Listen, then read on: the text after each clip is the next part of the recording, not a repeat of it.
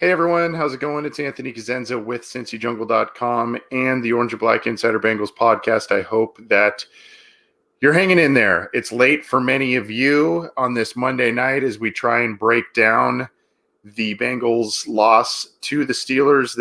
I don't expect a lot of live viewers at this point in time just because of how late it is, but we'll see. I appreciate you tuning in. If you are tuning in live, I know it's, like I said, I know it's late for some of you.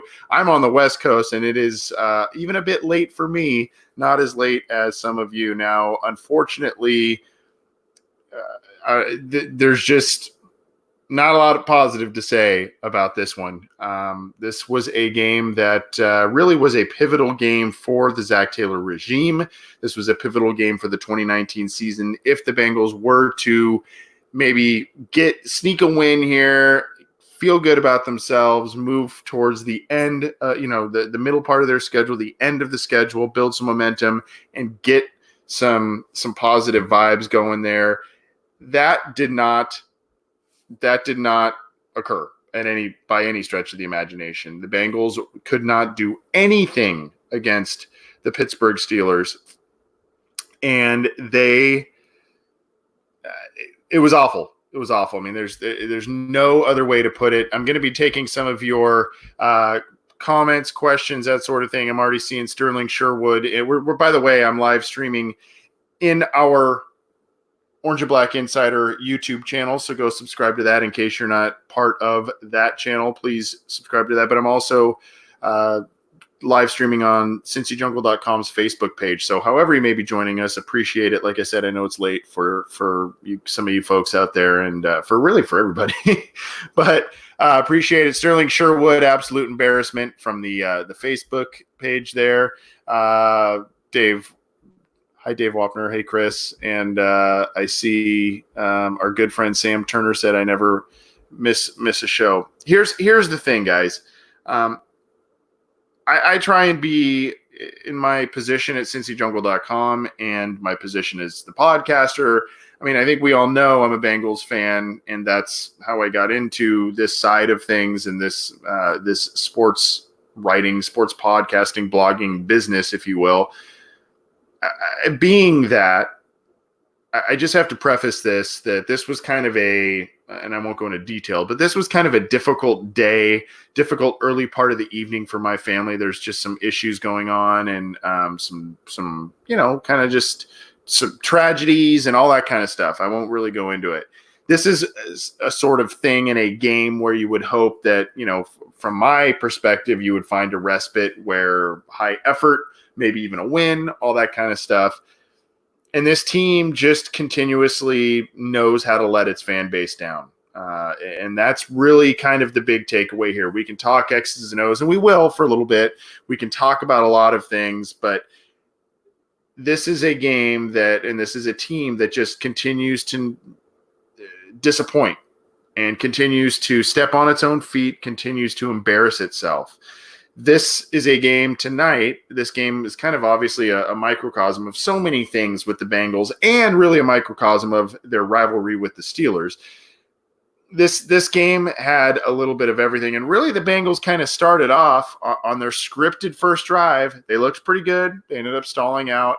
Then on defense, they forced the turnover deep in Pittsburgh territory, have a golden opportunity to take a 7-0 lead on the away turf there, and they squander it. Tyler Eifert drops a ball, difficult catch, but one that we've seen him make many other difficult catches, more difficult catches than that. Had an opportunity in the end zone to really take the lead and kind of set the tone, didn't take advantage, so they kicked the field goal. They didn't score a point the rest of the way, and they let up 27 unanswered points. Tackling was sloppy. Effort level was low. Morale seemed low, especially when they got in a hole.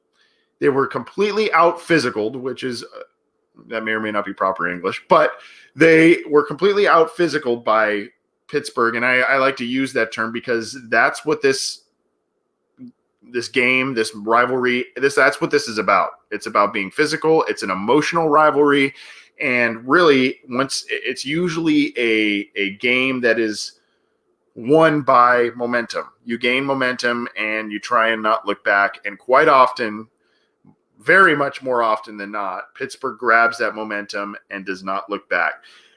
A very symbolic play tonight was a run by James Conner, and he went up the field, got close to scoring, and as he was going up the field, multiple Bengal players were sliding off of him in terms of quote-unquote tackle attempts.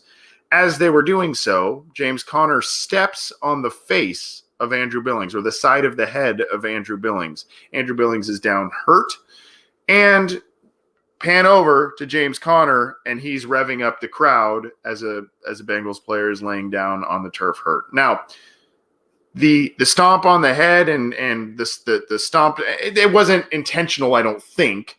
I mean, it was kind of part of the play. He was just breaking tackles, and that's just how things fell.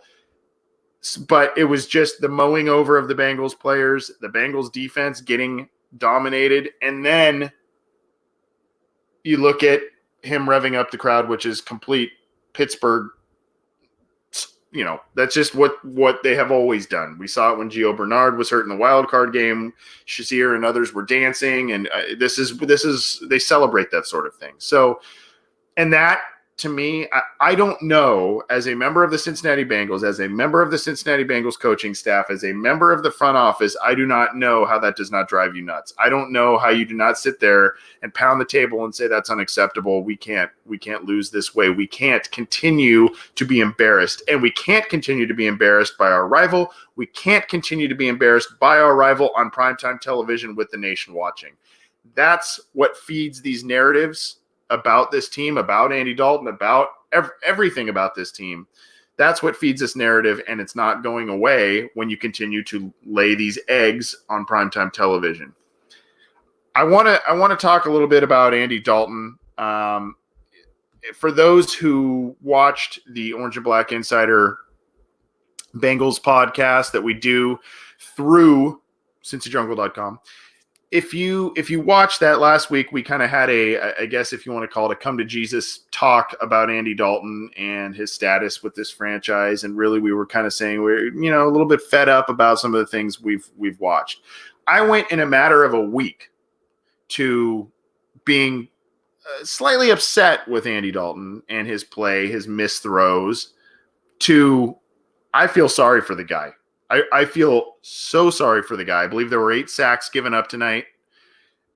Andre Smith is not a left tackle. He's not a starting left tackle. He's not a starting NFL offensive lineman at this point in his career. He may not make most of the rosters as a backup in the NFL, yet here he is starting at left tackle for the Cincinnati Bengals. He's never been a left tackle, an NFL left tackle. He's been a right tackle.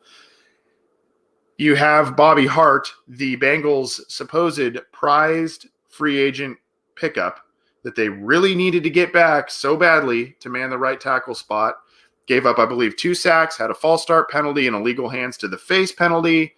Absolute atrocious night from him. Michael Jordan got abused most of the night by Cam Hayward and others. This has to be one of the worst offensive line performances I have ever seen. And I think I said that just a couple weeks ago.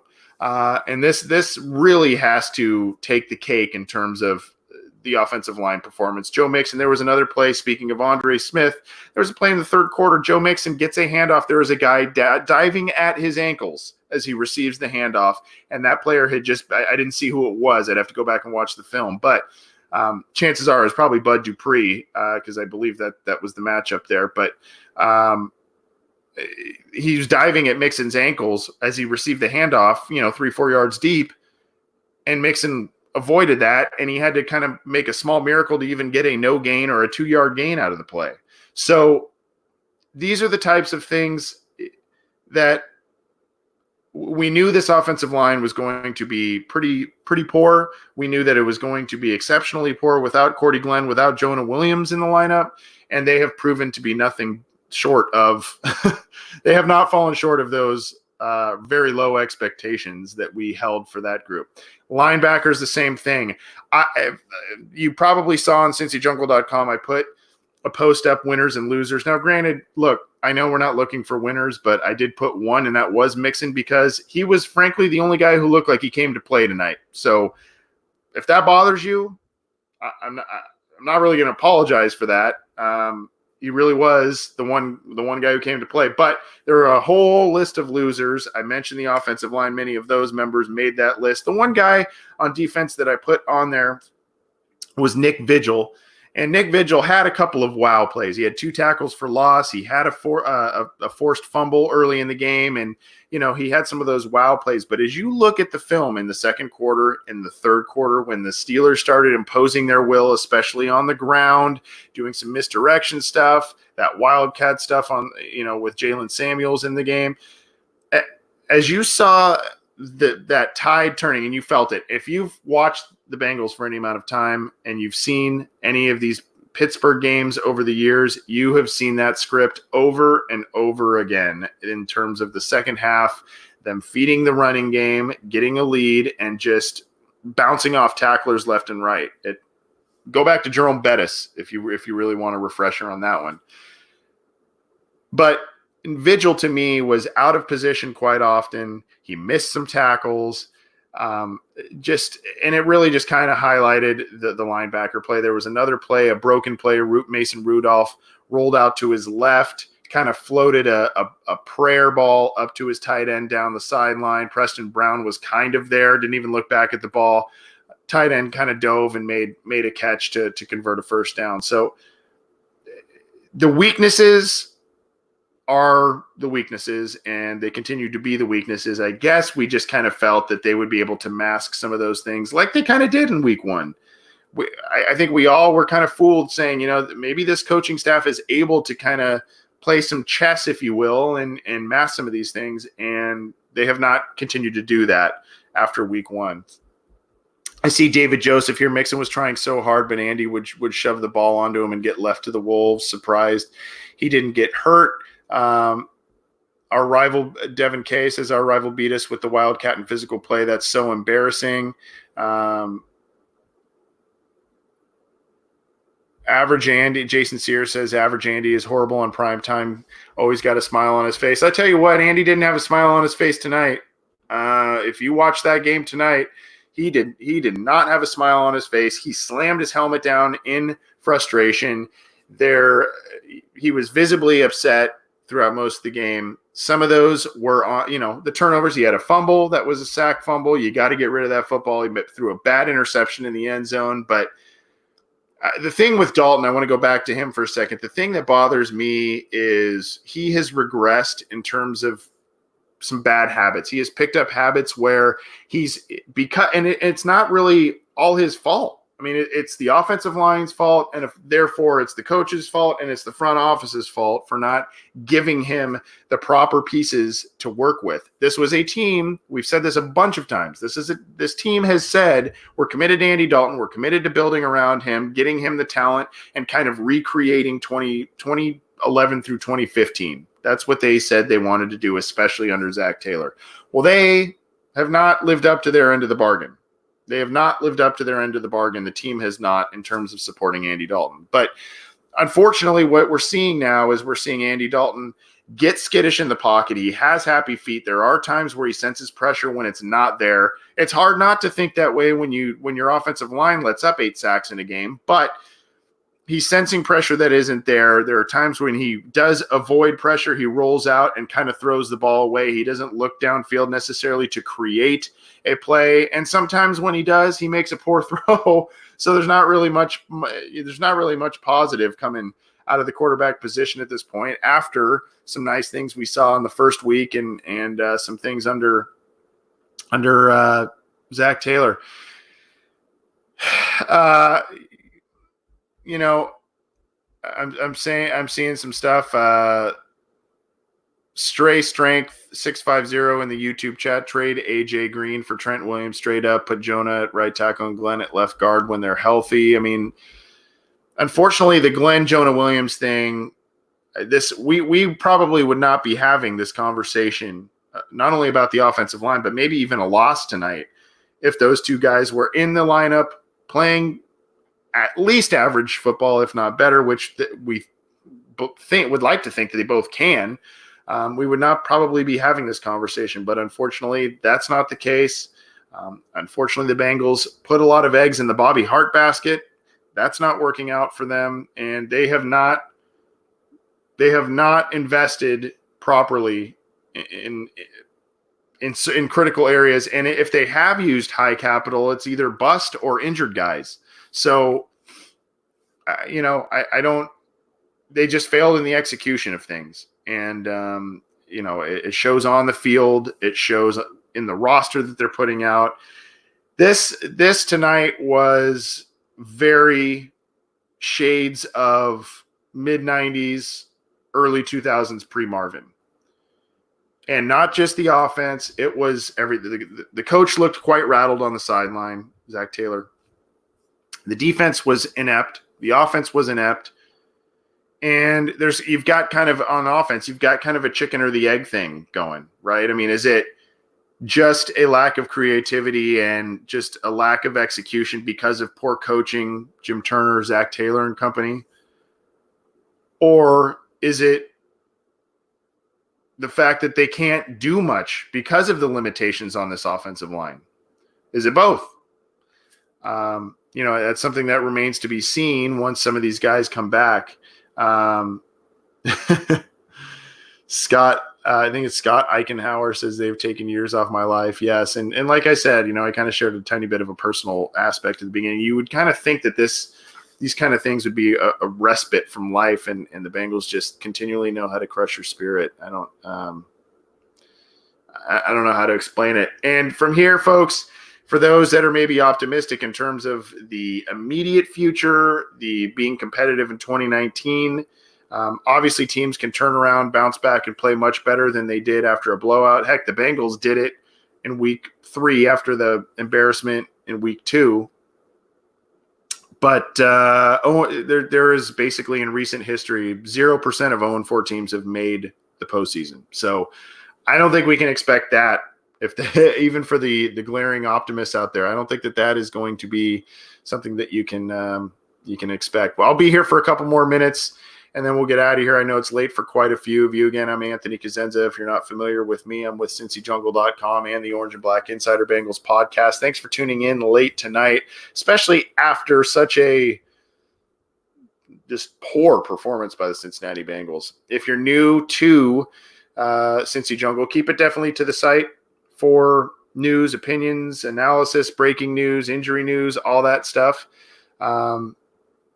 You can check out our podcast. It's part of the SB Nation family of podcasts, the Orange and Black Insider. There's also a couple of other different shows that some of you may be aware of. Orange is the New Black is another show that just joined us. That's by Ace Boogie and Zim Hude. We also have Sorry If I Spit When I Speak, which is by Daddy-O McDuck and Dr. Hoji Smoji.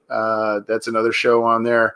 And then Cincy Jungle's Matt Minnick is also part of the OBI crew, and he does some film breakdown. And I think that's going to be very interesting this week. He did his first one with us last week, so that should be very interesting this week. So check that out. You can get the show YouTube, iTunes, Google Play, Stitcher, Spotify, all that stuff.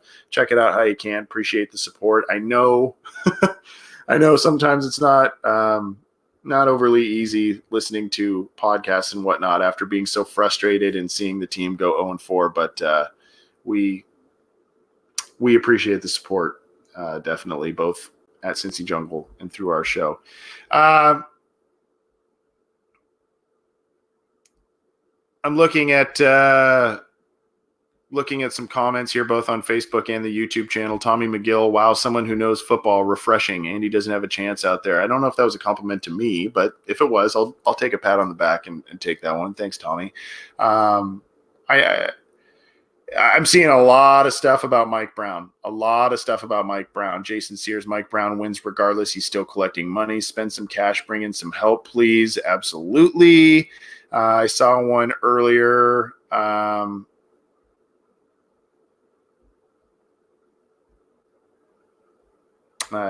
missed that one. There's been a bunch on here about Mike Brown. I mean, it's and that really is where you look. And to me, it's that's the problem. But you also you have to look at to me Duke Tobin. Duke Tobin has been given an immense amount of power. So if you want to say this coaching staff is not the right fit, I think it's a little early to say that, but at 0-4 with 2 embarrassing losses on the docket, including one in the division on primetime television, your only primetime game, I think that I understand a little bit of the knee-jerk reaction, but I think 4 games in is a little premature, especially when this really wasn't Zac Taylor's team per se. But if you want to call the coaching into question, if you want to call the roster into question, if you want to call the draft into question, Duke Tobin has been given a lot of power in this organization despite not having a general manager title. So he's a guy, if you want to look back to the 2015 through 2019 draft classes littered with draft busts, injuries, all that kind of stuff, Duke Tobin's a big part of that. Marvin probably was as well, but Duke Tobin is kind of the de facto GM, and he's instrumental in making a lot of these decisions. He was probably instrumental in saying, yeah, we're not keeping Marvin, and Zac Taylor's our guy. That there's the coaching situation that if you want to reference that. So to me, Duke Tobin, yes, Mike Brown is there and holds blame, but I think others are also to be held accountable as well. Tommy McGill, Dalton's on his last year, right? He's got one more, but basically the Bengals can cut ties either this year or next year without any dead cap. So that's what makes his situation very interesting.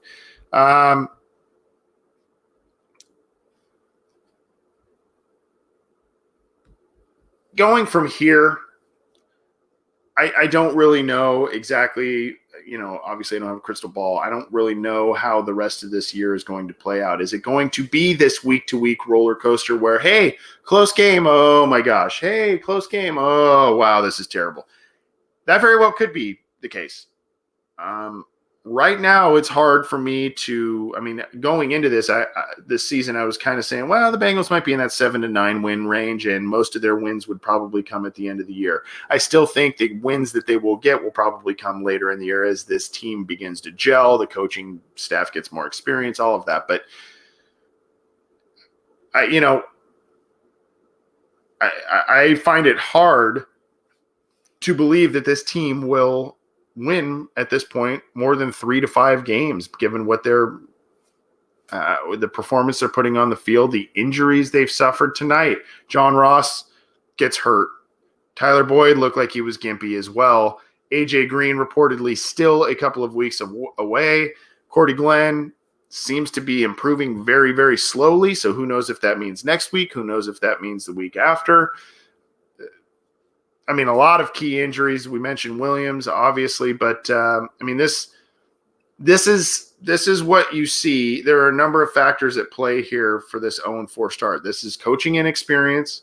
This is poor organizational practices in terms of approach and outside free agency, moving up in the draft to get immediate impact players, and bad luck in terms of injuries. It's kind of a combination of all these, and it's kind of creating this perfect storm. And, a lot of people this is not how you would have drawn up the entrance of a new era after Marvin Lewis. They're 1-7. If you want to count, 1-7 if you want to count the preseason. So, not great. And there are noticeable issues, and I really worry. The players and other people were saying all kinds of positive things about Zac Taylor this spring, saying, oh, he's refreshing. He's this young guy. He's teaching us the game. He's got more of an emphasis on offense. Well, that's all well and good when you haven't played a preseason game yet, you haven't played a regular season game yet, all of a sudden you're 1-7 in your first 8 games under this new head coach, including a couple of regular season blowouts. I worry. I worry about his grasp on this team. I worry that,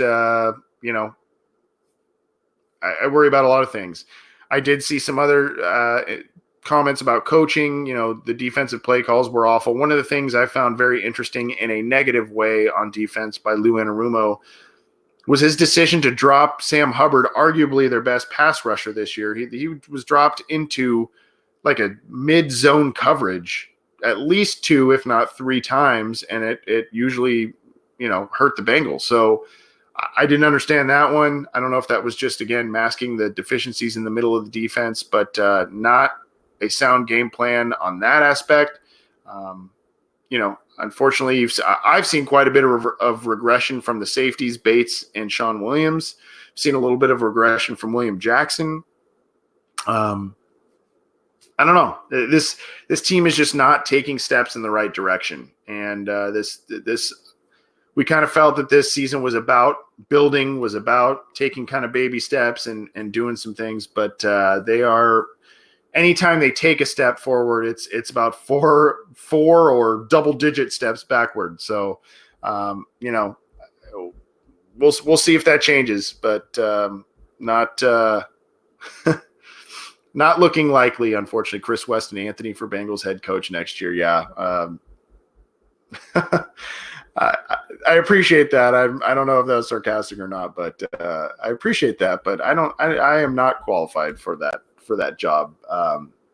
But that would be interesting. Guys, we're gonna get out of here. I've been on here for a little over 25 minutes, but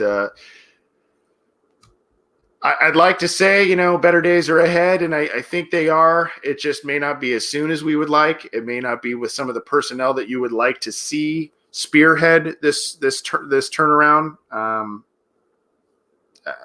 I see regression out of some players that I wish I had not been. I wish were not regressing. I have seen effort levels come and go this year, so I don't know. I hope Taylor seems like a good guy and a guy that seems like a sharp guy.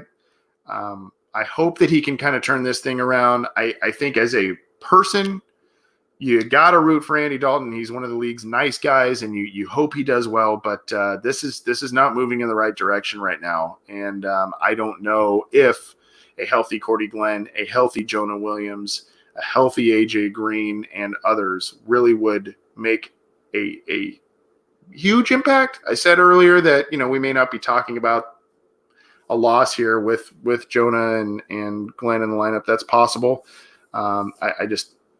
This team needs a lot of work. And even with those guys back, this team needs a lot of help. And it was painfully noticeable tonight. Unfortunately, the Bengals, they don't know how to beat Pittsburgh. They don't know how to beat Pittsburgh, and it really shows the disparity in terms of those organizations, in terms of the quality, in terms of, all operational practices, everything. The disparity is on display every year, and unfortunately, it just